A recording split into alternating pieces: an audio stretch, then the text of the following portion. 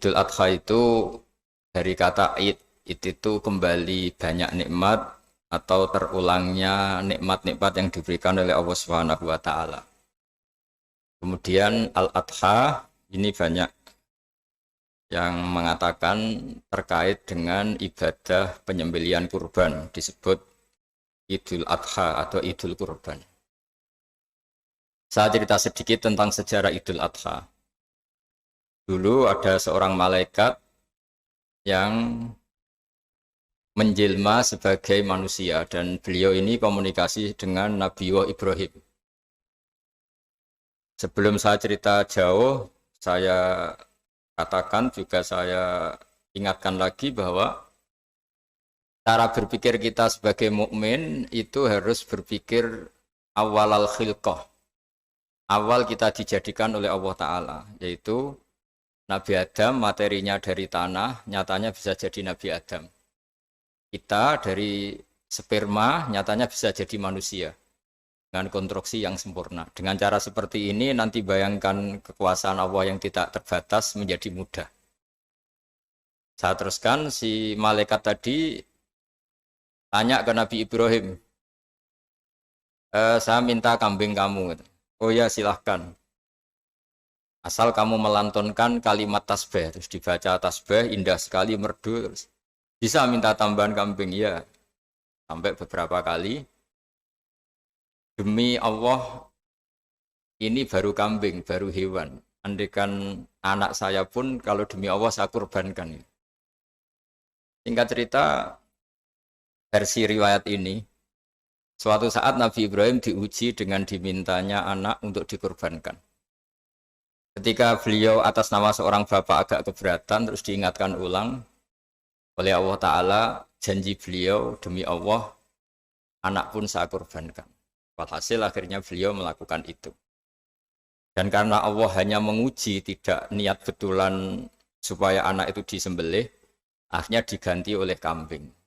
Jadilah tradisi kurban itu pakai kambing. Kemudian secara fikih, ada padanan-padanan yang cukup menggantikan kambing, yaitu ada sapi, ada unta, dan seterusnya, dan seterusnya. Yang menarik dari sekian referensi yang saya baca, dan ini harus disosialisasikan lah.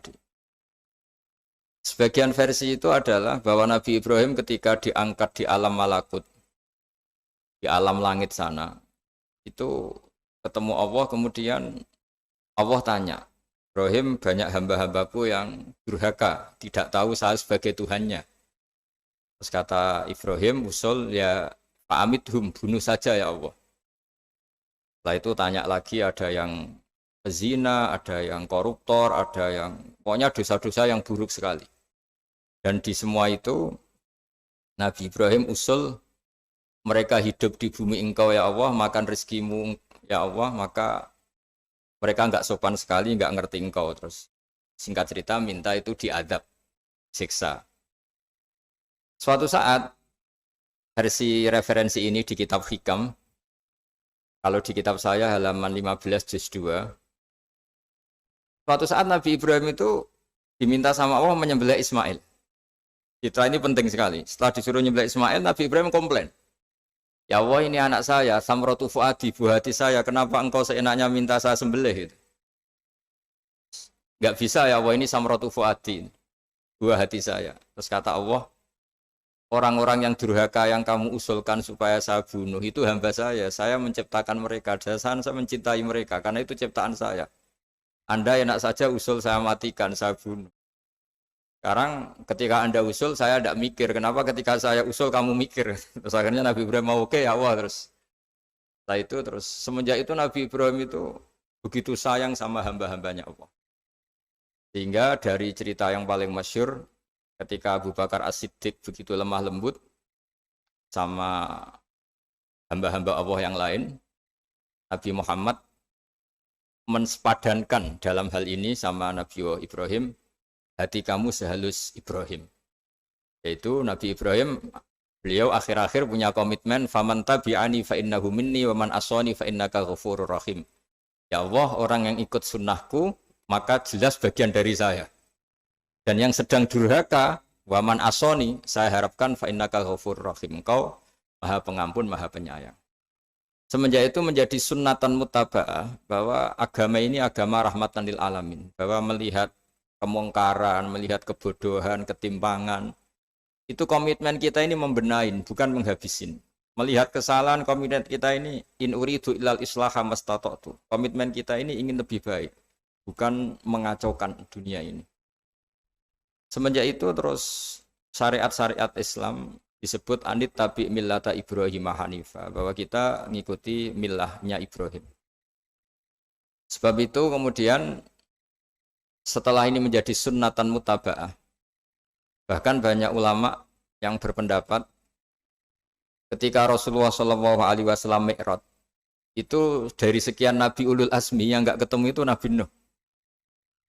Nabi Nuh alaihissalam, padahal termasuk Nabi Ulul Azmi.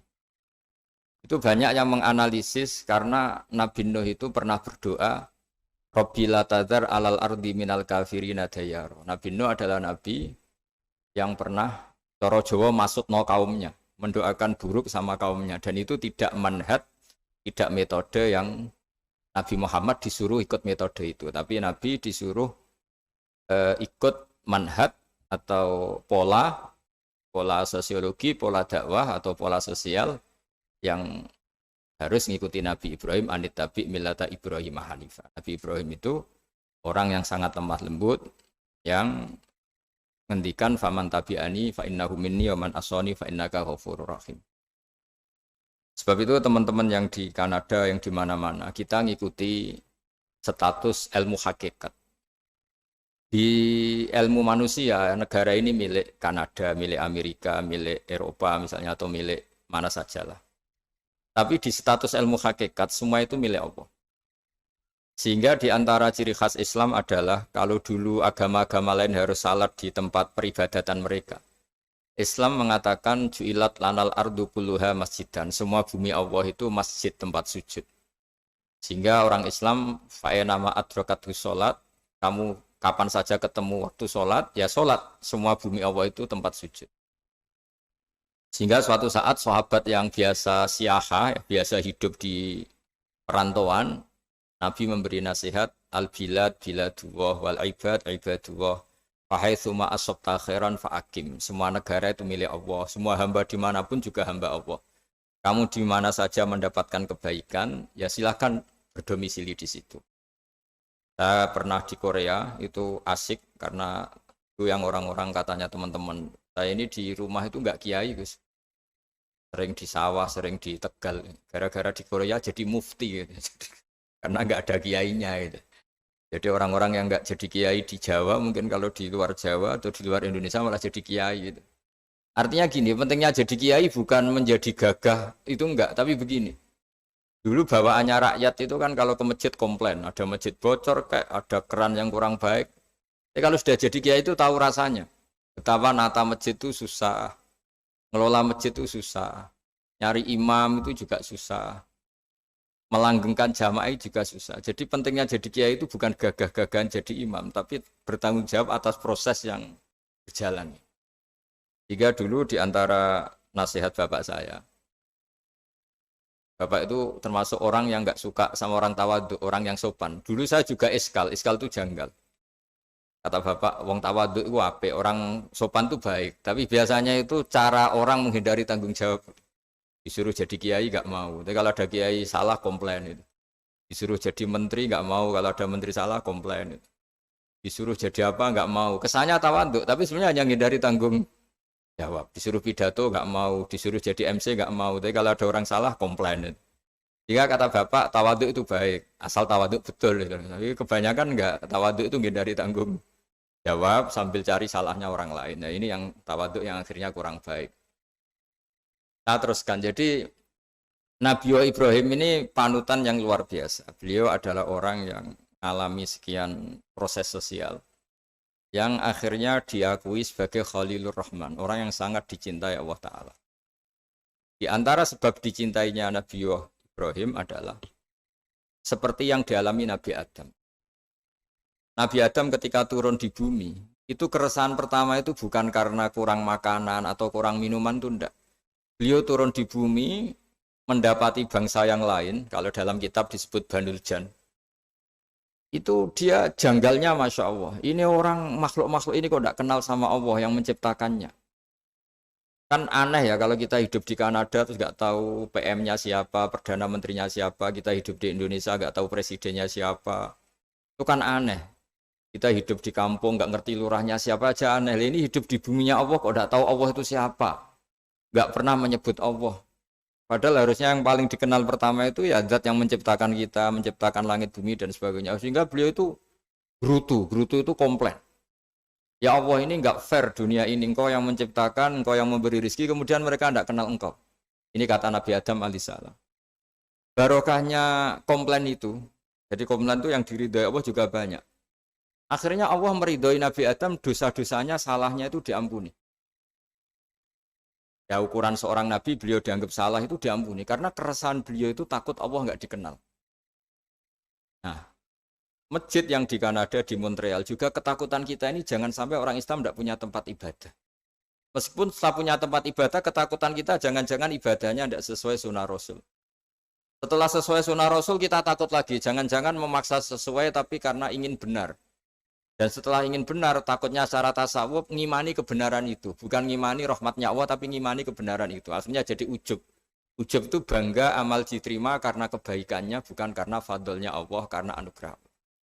Nah ketakutan-ketakutan ini khas orang soleh. Orang soleh itu kalau nggak sholat takut. Setelah sholat takut nggak sesuai syarat rukun. Setelah sesuai semua takut iktimat alal amal. Membanggakan kebenaran. Tapi bukan membanggakan luasnya rahmatnya Allah Ta'ala. Sehingga di luar ilmu fikih ada ilmu namanya ilmu tasawuf. Ilmu yang mengelola hati. Jadi ibarat orang itu kalau yang paling masyhur dalam cerita-cerita orang sufi. Ada orang sudah masuk surga karena tidak pernah dosa sama sekali. Ini cerita-cerita yang melegenda di dunia tasawuf. Tanya Allah, kenapa kamu masuk surga? Karena saya taat terus ya Allah, nggak pernah maksiat sama engkau. Berapa lama kamu hidup di dunia? 80 tahun. Ya sudah, karena taat kamu 80 tahun, ya surga kamu 80 tahun.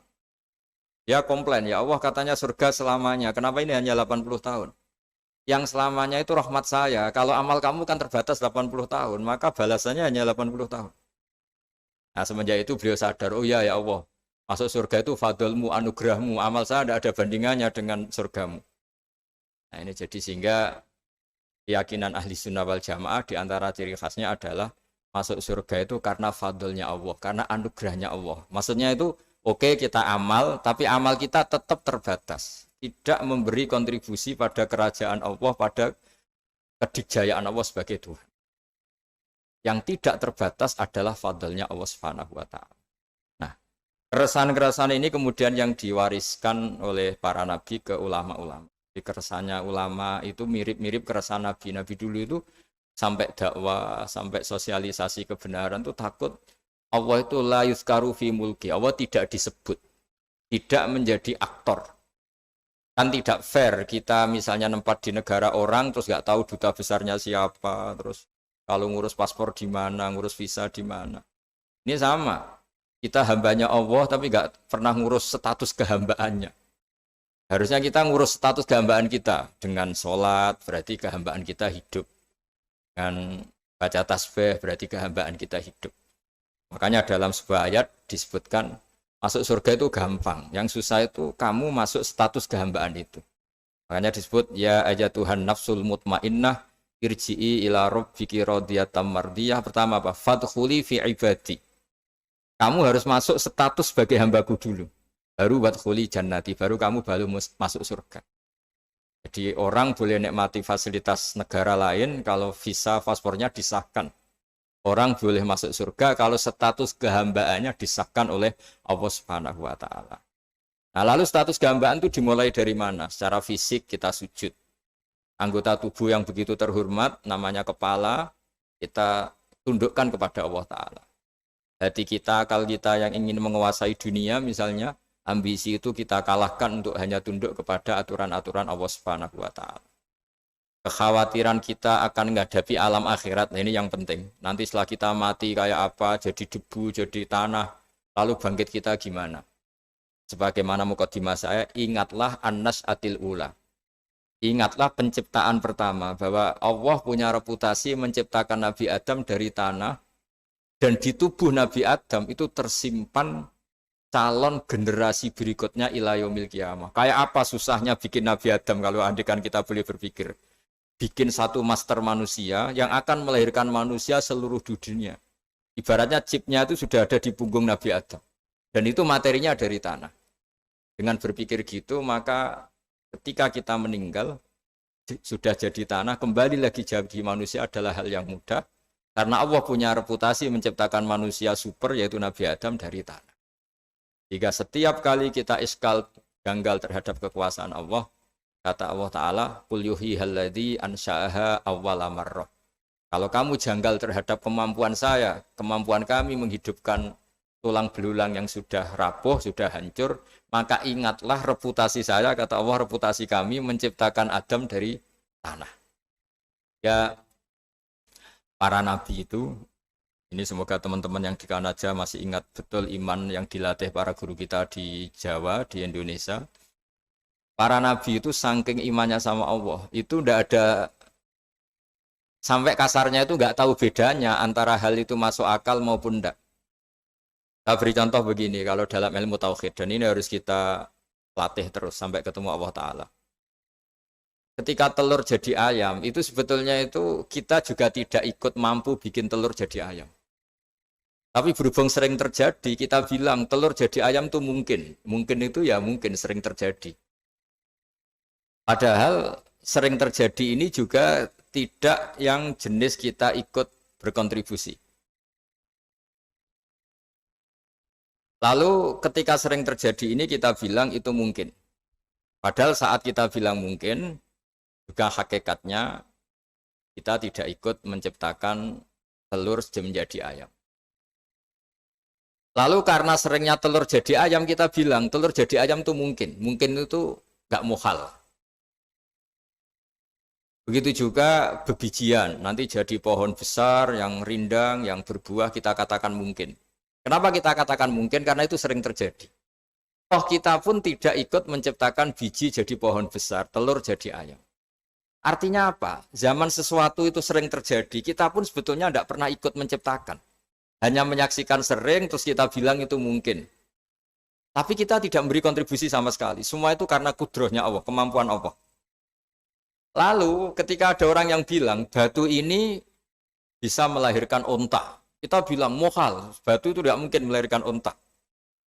Tapi kalau seorang nabi itu nggak tahu bedanya antara batu melahirkan unta dengan indukan unta melahirkan unta. Karena nabi-nabi itu makomnya sudah sangat tinggi. Ketika unta induk melahirkan unta juga tidak atas kemampuan unta induk. Unta induk tidak punya kemampuan menciptakan unta. Juga karena kudrohnya Allah Ta'ala. Sehingga kalau batu mengeluarkan unta juga mungkin kalau Allah menghendaki.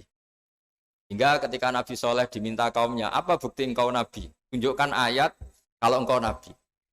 Yang kamu minta apa? Seekor unta keluar dari batu besar ini. Nabi Soleh dengan entengnya berdoa sama Allah dan keluarlah unta keluar dari batu.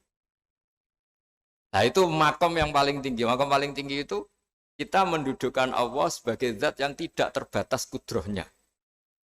Hingga para nabi itu terus punya mukjizat. Nah, mukjizat itu untuk mengingatkan ulang bahwa Allah itu tidak terbatas kemampuannya.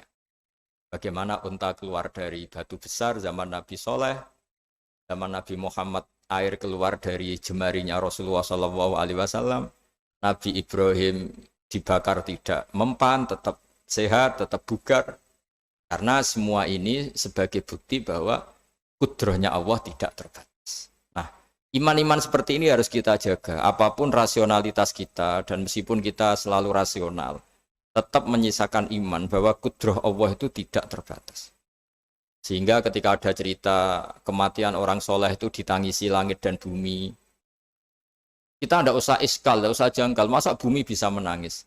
Karena kita yang sekarang bisa nangis adalah materinya dari tanah. Materinya dari bumi. Terus iman ini kita jaga sehingga kalau kita yasinan, masih ingat, Allah kalau mengingatkan kudrohnya yang tidak terbatas, manusia disuruh ingat, Qul yuhyihalladzi ansha'aha awwala marrah. Kamu harus ingat bahwa Allah itu yang menghidupkan kamu menghidupkan semuanya ketika kamu belum menjadi seperti ini. Jadi intinya itu kita ingat meskipun telur itu lazim jadi ayam, tetap tidak karena kudrohnya ayam itu, tapi karena kudrohnya Allah. Indukan unta melahirkan anak unta juga bukan kemampuan indukan unta, karena ini juga makhluk yang lemah, tapi juga kemampuan Allah Subhanahu wa Ta'ala. Jika dengan demikian kita termasuk hamba Allah sesuai target yang diingatkan Allah. Falamma tabayyana lahu qala a'lamu annallaha ala kulli syai'in qadir. Hamba Allah yang baik adalah hamba ketika menyaksikan fenomena apapun, semua itu li ta'lamu annallaha ala kulli syai'in qadir wa annallaha qad ahata bi kulli syai'in ilma. Apapun di alam raya ini, semuanya itu bukti bahwa Allah ala kulli syai'in qadir, Allah kuasa dan Allah meliputi semua makhluknya dalam pandangannya, dalam pantauannya.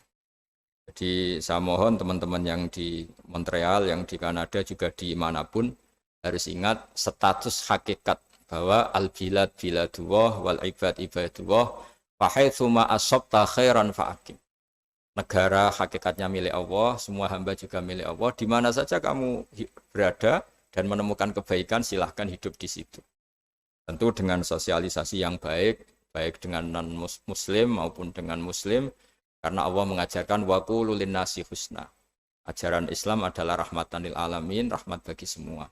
Tentu tidak henti-hentinya kita menjelaskan kebenaran yang diinginkan oleh Allah Subhanahu wa Ta'ala. Saya kira demikian karena saya juga ini di sini sudah malam.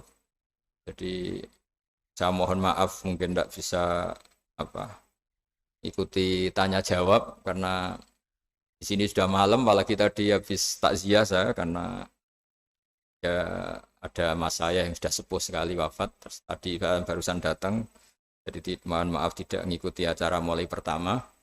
Tapi saya mohon ayat-ayat Quran yang saya terangkan tadi bahwa untuk mensifati Allah kudrohnya tidak terbatas. Ingatlah bahwa kita yang secerdas ini, yang sehebat ini, kita semua manusia yang cerdas begini, matanya bisa melihat, hatinya bisa merenung, otaknya bisa berpikir cerdas, itu dari materi tanah. Dan Allah mampu. Allah bisa bikin orang miliatan gini dari satu orang manusia namanya Nabi Adam. Kayak apa susahnya bikin konstruksi Nabi Adam kalau boleh dibahasakan. Dan itu Allah punya reputasi mampu. Dengan cara seperti itu kita akan gampang iman bahwa kita setelah meninggal dan menjadi tanah, ya sama seperti kita masih hidup. Zaman kita hidup ya tidak tahu cara kerja jantung kita, nafas kita, uratnya gimana, terus sistem tubuh. Meskipun ilmu medis ngerti mengurai itu, tapi tetap saja hanya ngerti, tidak menciptakan. Yang menggerakkan jantung, organ tubuh kita tetap Allah Subhanahu wa Ta'ala. Dia yang Al-Fa'ilul Mukhtar, dia yang semuanya mengendalikan kita. Artinya zaman kita hidup pun sebenarnya kita yang tidak mengendalikan kita. Nafas kita ya dalam kendali Allah, ikhtiar kita dalam kendali Allah. Sama setelah kita mati juga dalam kendali Allah. Ya guru-guru kita semuanya melatih inna sholati wa nusuki wa mahyaya wa mamati lillahi rabbil alamin. Hakikat ibadah kita, hakikat hidup kita, hakikat mati kita, semuanya tidak dalam kendali kita. Semua itu dalam kendali Allah Ta'ala. Dengan demikian terus kita insya Allah ingin jadi hambanya dulu. Baru setelah jadi hambanya, baru sah menjadi ahli penghuni surganya. Wadkhuli fi ibadi, baru wadkhuli jannati. Masuklah berstatus sebagai hambaku, baru engkau kalian semua layak menjadi penghuni surgaku. Mohon maaf atas semua kesalahan. Billahi taufik. Wassalamualaikum warahmatullahi wabarakatuh.